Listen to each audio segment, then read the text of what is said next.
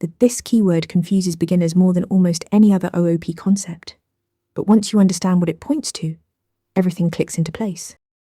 Inside a class, this is a reference to the current instance of that class. When you create an object from a class, each object gets its own copy of instance variables.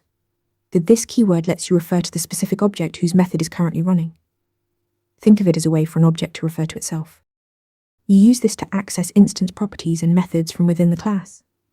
For example, this .name accesses the name property of the current object. This .calculateTotal calls the calculateTotal method on the current instance. Without this, you would have no way to access the object's own data from inside its methods. One of the most common uses is disambiguation. When a constructor parameter has the same name as an instance variable, this clarifies which is which.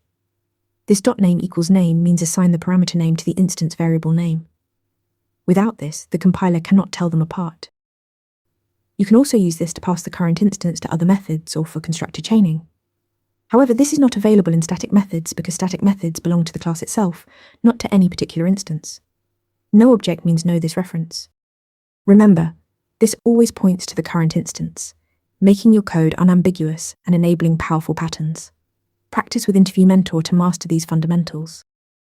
Want to nail questions like this in your next interview? Interview Mentor gives you hands-on practice with real questions. Every answer gets a grade with specific, personalized feedback. Track your progress across topics and difficulty levels.